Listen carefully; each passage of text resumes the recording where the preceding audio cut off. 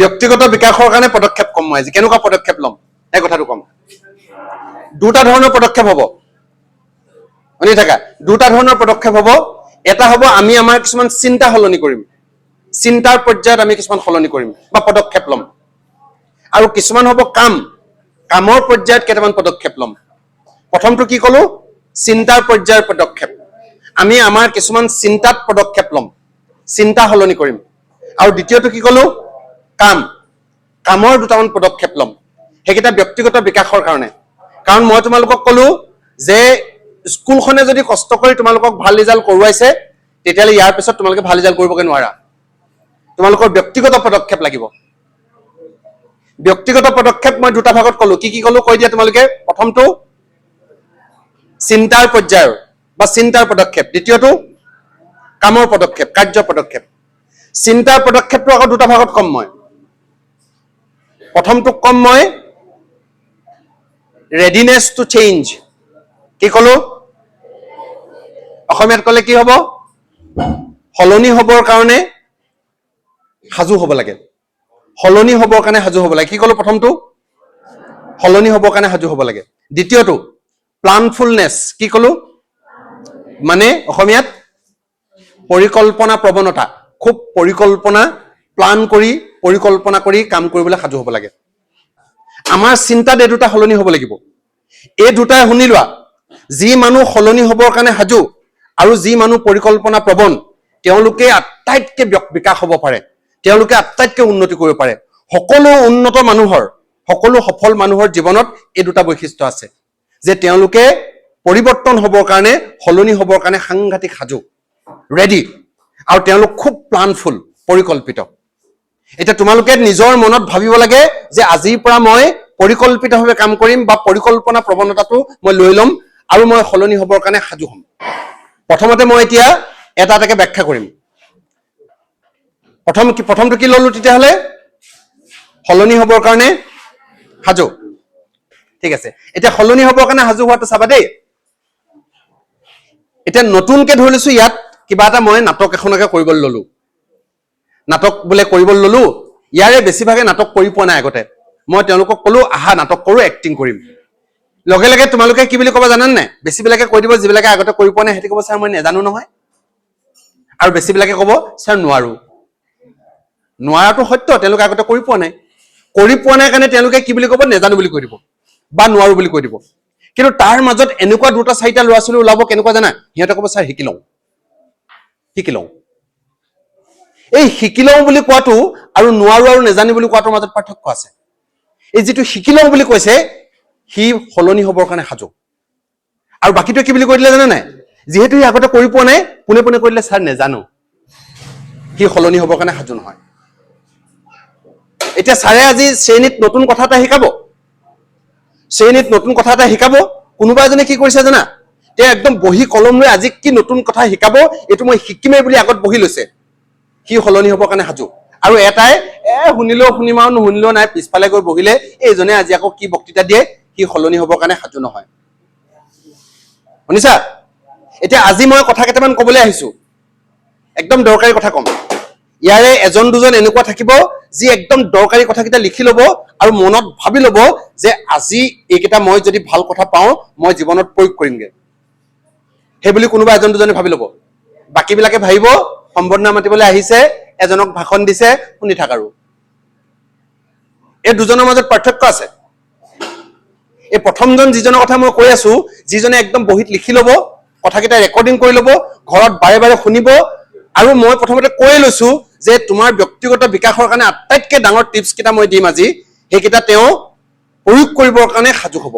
সেইজন সলনি হ'বৰ কাৰণে সাজু এতিয়া মই তোমালোকক কওঁ শুনা যিজনে এই কামকেইটা কৰিব তেওঁ সলনি হ'বৰ কাৰণে সাজু আৰু তেওঁ জীৱনত উন্নতি কৰিব বাকীবিলাকে উন্নতি কৰিব নোৱাৰে এতিয়া মই শিক্ষকৰ কথা এটাই কওঁচোন কোনোবা এজন শিক্ষক ধৰি লৈছো নতুন বোলে কিবা মেথড এটা আহিলে মই বহুত শিক্ষকৰ লগত কাম কৰি থাকো নহয় কিবা নতুন পদ্ধতিৰে পঢ়াবৰ কাৰণে কম্পিউটাৰলৈ পঢ়াবৰ কাৰণে মই ধৰিছো তেওঁলোকক ট্ৰেইনিং দিলো বেছিবিলাক শিক্ষকে কি কৰি দিয়ে জানেন নাই ছাৰ ইমান দিন পঢ়ালো আৰু 20 বছৰ পঢ়ালো 25 বছৰ পঢ়ালো ল'ৰা ছোৱালী এনেকুৱা বনালো ডাক্তৰ বনালো ইঞ্জিনিয়াৰ বনালো এতিয়া আৰু এখন শিকি থাকিবলৈ নাই দেই মই নোৱাৰো এই বুলি কৈ দিব এতিয়া তোমালোকে মোক কোৱাচোন যিজনে নোৱাৰো বুলি কৈ দিব তেওঁ নতুন কথা শিকিব পাৰিব? তেওঁৰ শিক্ষকতাটো উন্নীত হ'ব? এদিনতকৈ সিদিন ভাল হৈ যাব? নেযাব। তেওঁ ব্যক্তিগতভাৱে বিকাশ লাভ কৰিব নোৱাৰে, তেওঁ তাতে স্থিৰ হৈ যাব, তেওঁ তাতে ৰৈ যাব। শুনি আছা? ঠিক আছে, এতিয়া প্ৰথম কথাটো হৈছে সেইটো, সলনি হ'বৰ কাৰণে সাজু হ'ব লাগে। তোমালোকক ছাৰ বাইদেউহঁতে শুনা, এতিয়া মই তোমালোকক শেষৰ ফালে এটা দুটা কম যে এইটো সলনি হোৱা তোমালোকে এতিয়া মই ধৰিছো ইয়াৰ পিছতোৱে কম পৰিকল্পনা প্ৰৱণতা। মই তোমালোকক পৰিকল্পনা কৰিবলৈ শিকাম আজি। তাৰে এজন দুজন এনেকুৱা ওলাব যিকেইজনে মনত ভাবিব যে আচ্ছা এইটো বস্তু ভাল বস্তু এটা শিকিলো, আজিৰ পৰা মই কৰিমগে। বাকীবিলাকে নকৰে। যি কৰিবগে তেওঁ তাৰমানে সলনি হ'বৰ কাৰণে সাজু। মই বহুত অনুষ্ঠানত আজিকালি ইণ্টাৰভিউ ল'বলৈ যাওঁ। ইণ্টাৰভিউ ল'বলৈ গ'লে ল'ৰা ছোৱালীক যিটোক চাকৰি দিম তাক অকল এইটোৱে সুধো যে তুমি নতুন কথা শিকিবৰ কাৰণে সাজু হয়নে নহয়। কাৰণ তুমি ইমান দিনে যিখিনি শিকি আহিলা সেইখিনি আমাৰ ইয়াত কামত নালাগে। তুমি নতুনকে কিবা কিবি শিকি ল'বলৈ সাজু হয়নে নহয়। বেছিকেইটাই কি কয় জানা, সিহঁতি শিকিবলৈ সাজু নহয়। আনকি পঢ়াবলৈ অহা কিজনেও নিজৰ দিনতে তাহানিতে যিকেইটা কথা শিকিলে সেইকেইটাকে নোট হালধীয়া হৈ গৈছে সেইকেইটাকে পঢ়াই থাকে, নতুন কথা একো নিশিকায়। নিজেও নিশিকে, লোককো নিশিকায়। এতিয়া তেওঁৰ নিজৰো উন্নতি নাই, লোকৰো উন্নতি কৰিব নোৱাৰে। তেতিয়াহ'লে আমাৰ প্ৰথম কথা হ'ব যে আমি পৰিৱৰ্তন হ'বৰ কাৰণে, সলনি হ'বৰ কাৰণে সাজু হ'ব লাগে। এতিয়া তোমালোক শুনা, এতিয়া তোমালোকে কলেজলৈ যাবা, কলেজলৈ গৈ তোমালোকে নিজক কিছুমান পৰিৱৰ্তন কৰিবই লাগিব। ইয়াত কি হৈছিলে, তোমাক ৰাতিপুৱা গধূলি মা দেউতাই চাই আছিলে, শিক্ষকে চাই আছিলে। এতিয়া তোমাৰ প্ৰথম পৰিৱৰ্তনটো হ'ব তুমি নিজে নিজক চাব লাগিব। এতিয়া সেই পৰিৱৰ্তনটো কৰিবৰ কাৰণে তুমি সাজু হয়নে নহয়? নে এতিয়া মাও নাই দেউতা নাই মোক কোনে পায়, মই আজি তুমি পৰিৱৰ্তন নহলা। তাৰমানে তুমি পৰিৱৰ্তন হ'বৰ কাৰণে সাজু হ'ব লাগে। আৰু কিছুমান পৰিৱৰ্তন হ'বৰ কাৰণে তোমাক মায়ে কৈ পঠিয়াব যে বেটি তুমি যে এতিয়া পঢ়িবলৈ যাবা তুমি এনেকুৱা নকৰিবা কিন্তু দেই, এইটো তুমি ঘৰত যে কৰি আছিলে এইটো নকৰিবা। তাৰমানে তোমাক কিবা এটা সলনি হ'বৰ কাৰণে মায়ে কিবা এটা উপদেশ দিছে। তুমি ভাবিবা এইগৰাকী গাঁও বুঢ়ীগৰাকী, মই এতিয়া হাই ছেকেণ্ডেৰী ষ্টাৰ পাই পাছ কৰিলো আৰু এইগৰাকীয়ে বুলিব নাজানে, মোক একো পৰামৰ্শ দিয়ে, এইবুলি কৈ দিবা তুমি এতিয়া। প্লাছ ঠিক তেনেকে তোমাৰ ছাৰ বাইদেউহঁতে তোমালোকক কিছুমান পৰামৰ্শ দিব। সেই পৰামৰ্শবিলাক আচলতে একো নহয়, তোমালোকক সলনি হ'বৰ কাৰণে কিছুমান ইংগিত দিছে। যেনেকে ধৰি লৈছো লক্ষীপ্ৰসাদ ছাৰে কথা এটা ক'লে যে সন্মুখত তোমালোকে ডিক্সনেৰীখন ৰাখিবা আৰু ডিক্সনেৰীখন চাবা বুলি যেতিয়া কৈছে, তুমি যদি এই কামটো আজিলৈকে কৰা নাছিলা তেতিয়াহ'লে তোমাক সলনি হ'বৰ কাৰণে এটা ইংগিত দিছে যে তুমি সলনি হোৱা। যদি তুমি কৰা নাছিলা কৰা। দুজন মানেতো ভাবি আছা এইজন কি ডিক্সনেৰীৰ কথা কৈ আছে সেইবুলিতো ভাবি আছা, তাৰমানে তুমি সলনি হ'বৰ কাৰণে সাজু নহয়।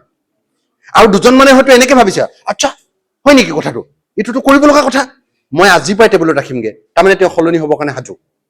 মই গেৰাণ্টি তোমালোকক লিখি থৈ যাব পাৰিম আজি, যিকেইজনে এনেকে সলনি হ'বৰ কাৰণে সাজু সেইকেইজনে জীৱনত বহুত ওপৰলৈ যাবা আৰু তুমি বাৰে বাৰে ভাল ৰিজাল্ট কৰিবা। প্ৰথমতে কোৱাৰ নিচিনাকে হ'ল ইয়ালৈকে।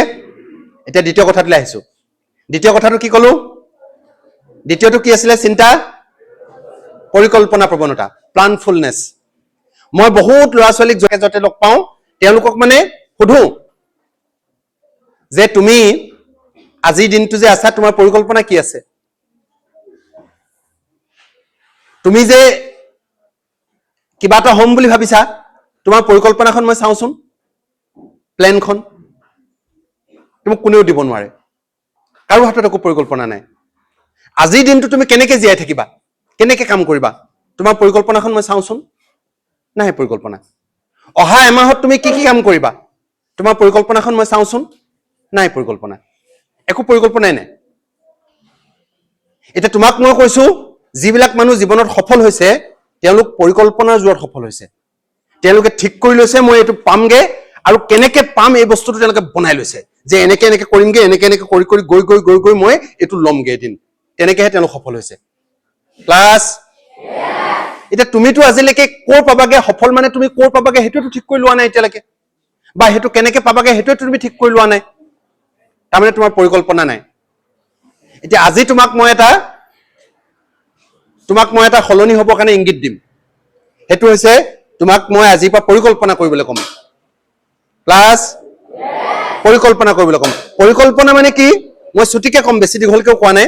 পৰিকল্পনা মানে কি যে তুমি তোমাৰ লক্ষ্যটো ঠিক কৰি ল'বা, 1 নম্বৰ কথা।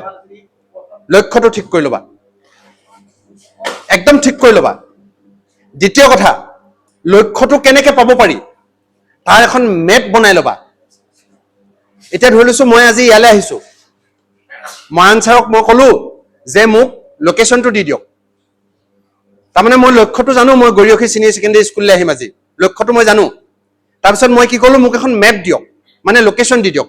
লোকেশ্যন দি দিয়াৰ লগে লগে গুগলে মোক মেপ এখন দি দিলে যে এইটো ৰাস্তাই গৈ গৈ গৈ গৈ এনেকে পাবগৈ লাগিব, ইয়াত পাবগৈ লাগিব। মেপখন থকাৰ কাৰণে মই সহজতে আহি ইয়াৰ পালোহি। যদি মোৰ মেপখন নাথাকিলেহেঁতেন, আগতে গুগল মেপ নাথাকোতে আমি কি কৰো জানানে নাই, কাগজ এখন লৈ লওঁ, তাৰপিছত ফোন কৰিলো বা সুধিলো, কৈ যায় ইজনে, তই একদম গলি গলি গলি গলি তিনিআলিতে পাবি, তিনিআলিতে পাবি, তিনিআলিটোৰ পৰা ৰাইট চাইডে সোমাই দিবি, ৰাইট চাইডে সোমাই গৈ গৈ গৈ নামঘৰতে পাবি, লিখি যাওঁ আমি, ইয়াতে গলো ৰাইট চাইড, নামঘৰ, তাৰপিছত নামঘৰটো আগতে আৰু এটা চাৰিআলি আছে, চাৰিআলি, আঁকিলো, চাৰিআলিটো সোঁফালটো নাযাবি, বাওঁফালটো ঘূৰি দিবি, বাওঁফালটো ঘূৰি দিবি, লিখি ললো। আকৌ বাওঁফালে ঘূৰি গৈ ডাঙৰ ওখ ঘৰ এটা পাবি, ওখ ঘৰ আঁকি ললো, ওখ ঘৰটো সন্মুখৰ ঘৰতে মোৰ ঘৰটো। তেনেকে মেপখন বনাই লওঁ। যদি মেপখন আমাৰ হাতত নাই, তেতিয়াহ'লে ভাবি চাওচোন আমি কলৈ যামগে। মই গৰিয়সী চিনিয়ৰ ছেকেণ্ডেৰী স্কুললৈ আহিবলৈ বুলি লৈ ক'ৰ পালোগেহেঁতেন মই নিজেও নাজানো। কেনেকে পাৰিলো, মোৰ হাতত এখন মেপ আছে। এতিয়া তুমি যদি ক'ৰবাত পাবগে খুজিছা, তুমি যদি বিচাৰিছা তুমি এনেকুৱা মানুহ এজন হবা, তোমাৰ মেপখন দিয়া। মেপ ক'ত? মেপটো নাই। পৰিকল্পিত মানে, পৰিকল্পনা প্ৰৱণতা মানে তেতিয়াহ'লে কি, যাৰ এটা লক্ষ্য আছে আৰু তেওঁৰ লক্ষ্যটোত উপনীত হ'বৰ কাৰণে হাতত এখন মেপ আছে। এতিয়া তোমালোকে মেপখন মা দেউতাৰ লগ লাগি, ছাৰ বাইদেউহঁতৰ লগ লাগি, এক্সপাৰ্ট মানুহৰ লগ লাগি তোমালোকে মেপখন বনাই ল'বা। তুমি কৈছা যে মই IAS অফিচাৰ হ'ম, IAS অফিচাৰ হ'বৰ কাৰণে ৰাস্তাটো মোক লাগে নহয়। এতিয়া কোনটো ৰাস্তাৰে যাম মই, সেই ৰাস্তাটোকে কয় মেপ। মেপখন থকাৰ পাছত মেপখন থকাৰ পাছত তোমাৰ তৃতীয়টো কাম হ'ব যে সেই মেপখনৰ মতে প্ৰত্যেক দিনে কাম কৰা। প্ৰত্যেক দিনে মেপখনৰ মতে কাম কৰিব লাগিব। তুমি মেপত নথকা কাম কৰিলে নহ'ব। মই ল'ৰা এটা সুধো, বোলে কি হ'ম বুলি ভাবিছো, ডিফেন্সত যাম বুলি ভাবিছো, সেইদিনা গৈ পুলত গৈ ভাং খাই আছেগে ধৰি লৈছো। এতিয়া পুলত গৈ ভাং খাই থকাটোতো ডিফেন্সত যাব লগা মেপখনত নাই, তাৰমানে সেই মেপৰ বাহিৰত কাম কৰি আছে। ছোৱালীকেইজনীয়ে বোলে একদম ইয়াৰ পৰা গৰিয়সী চিনিয়ৰ ছেকেণ্ডেৰীৰ পৰা ভালকে ৰিজাল্ট কৰিলে, ভাবিলে প্ৰফেচাৰ হ'ম, গ'লটো ঠিক কৰিলে। প্ৰফেচাৰ হ'ম বুলি ঠিক কৰাৰ পিছত মেপখনো বনালে বোলে ছাৰহঁতৰ লগ লাগি। তাৰপিছত দুদিনমানৰ পিছত দেখিছো সৌফালে পাৰ্কত বোলে কোনোবা ল'ৰা এটাৰ লগত বহি আছেগে। সেইটোতো মেপত নাই। তুমি যিমানেই মেপৰ বাহিৰৰ কাম কৰিবা, সিমানেই তুমি গলা। শুনিছা? তাৰমানে পৰিকল্পনা প্ৰৱণতা মানে তাত মই 3টা কথা কলো। এটা হৈছে তোমাৰ এটা স্পষ্ট লক্ষ্য আছে, দ্বিতীয় কথাটো হৈছে লক্ষ্যটোৰ কাৰণে তোমাৰ হাতত এখন মেপ আছে, আৰু তৃতীয় কথাটো হৈছে প্ৰত্যেক দিনে তুমি মেপ মতে কাম কৰিছা। মেপে ৰাস্তাটো যিফালে দেখুৱাইছে সেইফালে গৈছা তুমি। মেপখনে ৰাস্তাটো যিফালে দেখুৱাইছে সেইফালে গৈছা। মেপখনেতো পাৰ্কৰ ৰাস্তাটো দেখুওৱা নাছিলে, মেপখনেতো পুলৰ ৰাস্তাটো দেখুওৱা নাছিলে, ভাং খোৱা ৰাস্তাটো। তাত খাই আছাগে মানে তুমি গলা, তুমি পৰিকল্পনা প্ৰৱণতা তোমাৰ নাই। হ'ল, 2টা কথা হ'ল। এতিয়া এই যে পৰিকল্পনা প্ৰৱণতাৰ কথা কলো মই, যে তুমি লক্ষ্যটো লিখি ল'ব লাগে, আৰু লক্ষ্যটোৰ কাৰণে মেপখন লিখি ল'ব লাগে, আৰু মেপখনৰ লগতে প্ৰত্যেক দিনে তুমি কি কাম কৰিবা সেইকেইটাও তুমি লিখি ল'ব লাগে। লিখি ল'ব লাগিব, আজিৰ পৰা লিখিবাগে। মই এটা তোমাক সলনি হ'বৰ কাৰণে ইংগিত দিছো। কি ইংগিত দিছো?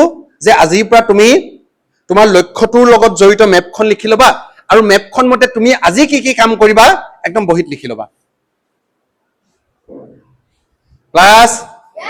এতিয়া বেছিবিলাকে নিলিখে কেলে? তেওঁলোকে সলনি হ'বৰ কাৰণে সাজু নহয়। আৰু যি সলনি হ'বৰ কাৰণে সাজু নহয়, তেওঁ আচলতে সফল হ'বৰ কাৰণেও সাজু নহয়। তেওঁ আচলতে ফেইল কৰিবৰ কাৰণে প্ৰেক্টিচ কৰি আছে। শুনিছা? ফেইল কৰাও প্ৰেক্টিচ কৰিব পাৰি নহয়। যদি তুমি সফল হোৱাৰ প্ৰেক্টিচ কেইটা নকৰা, তাৰমানে তুমি ফেইল কৰা প্ৰেক্টিচ কৰি আছা।